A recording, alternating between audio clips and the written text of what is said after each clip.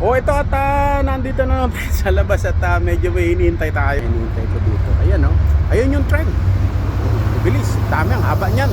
O ayun naman yung ano, yung Calgary Tower. Ayan. Tapos yung mga sasakyan. Nasa city tayo. O ayan ang parking ang dito, Calgary parking. Yung ito mga nasa street na yan, sa city yan. Pag nagpark ka dyan, ayan may mga sign na hanggang ilang oras, tapos may camera. O yung mga camera, ayan yung mga ilaw, camera yan. O saka yung doon, kukunan yung license plate mo, kukunan lang yan mamaya pag di ka nagbayad, ayan nagbabayad doon, matitikitan ka, mahal din. Nasa $100, ganon, 80, ganon, ang multa. Kaya magbayad ka. Doon naman parking doon, yun, yung parang hindi siya public, private. Ayan, may $15. So ayun, mahal ang parking dito. O anyway, ano ko lang yan, adlib ko lang yan para magkaroon kayo ng idea. Ang topic ko naman yung yung bedroom is dead.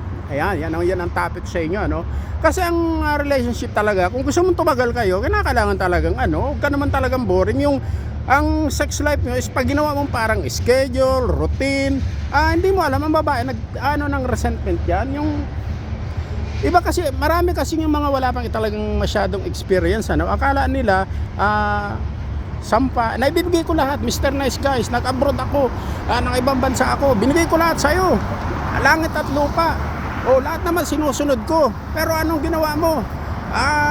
Sumama ka sa iba, niloko mo ko. Maraming ganon, maraming mga kwentong ganon. Kaya minsan kapapanood mo ng tulpo, ayaw mo na magkagawa mga ganon kasi nagiging traumatic experience siya. So ang sekreto kasi talaga, kinakailangan din talaga na para hindi ka ipagpalit, para hindi ka hindi ka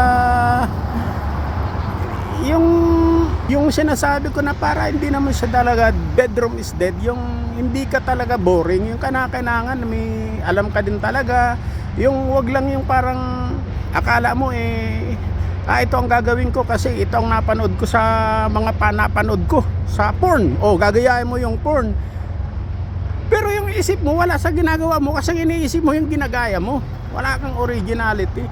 Mahirap yung ganon, yung wala kang originality. Kasi pagka wala kang originality, ang mangyayari, yung nawawala yung intimate nyo ba? Yung parang, kasi ang isip mo, nakapokus ka sa sa ginagaya mo. Iba yung talagang may, yung natural, para yung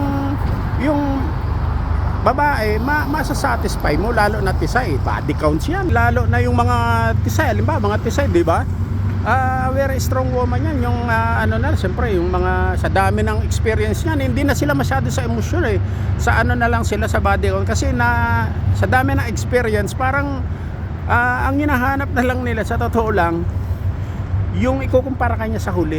Pagka nasatisfy mo siya, natikman niya, kasi dito marami rin hindi talaga marunong yung kasi mabibilis, 5 minutes, 10 minutes, akala nila okay na, hindi ganun. In reality, hindi masasabihin siya ng babae na ang bilis mo, nakarami ka, hindi ganon. Ang babae kasi hindi naman nagsasalita, pero kinakailangan ikaw, huwag kang magsalita ka, mag-aaral ka talaga ng dirty talk. Wala naman huwag yung parang antay-tahimik mo. Ipakita mo sa kanya na masasatisfy mo siya na yung mga fantasies niya na pwede niya sabihin sa'yo, kasi pagkasama ka niya, feel safe siya, at saka talagang ikaw yung naglilid. Basta't ang lagi mong tatandaan, kahit Mr. Nice Guys ka pa, kahit na lahat ibinibigay mo, di ba, yung mga nagtatrabaho abroad, napapabayaan yung asawa nila o yung jowa nila, pagbalik nila may kasama ng iba, kasi babae yan, siyempre naghahanap din talaga yan ng iba. Kasi ang alam mo kasi pagka naisasatisfy mo rin ang needs niya, nawawala yung stress. Kasi pag mahina ka, nakaka-depress din talaga yung boring ang sex life mo, saka anxiety. Iba talaga yung satisfy ka rin sa bed, saka sa material things, kahit kung hindi naman kailangan mahal. Saka talagi mong tatandaan yung relationship, kinakailangan yung hindi siya schedule, hindi siya predictable. Iba talaga may alam ka din na pagka ikaw ang maglilid, hindi yung naghihintay ka, yung matanong ka, hindi mo alam ang gagawin mo, yung mga wala experience. Kaya yun ang mga pinagpapalitan. Sabihin, binigay ko na lahat, niloko pa rin ako, iniwanan pa rin ako. Hindi niya alam, ang isa sa mga reason, paano ka i-respeto? 2 second, sampahilik tulog ka, gwapo mo nga. Ang problema sa'yo, wala kang experience, wala, isipin mo, araw-araw ganun ang gagawin mo, 3 second, 2 minutes, sampahilik tulog, kahit ano, nakakawala ng respect. Pag walang respect, mawawala yung ano niya sa'yo pagmamahal. Iba yung, di ko nga niya mahal, pero nire-respeto ka niya. Mare-realize na lang niya, mahal ka na niya. Kasi na-provide mo, kahit simple lang na-provide mo, pero masaya siya. Kasi importante dun, masaya. Ang sinasabi ko, relationship. Para hindi ka iwan, kinakailangan, isatisfy mo rin yung emotional needs nung kasama mo, yung babae. Importante siya sa relationship.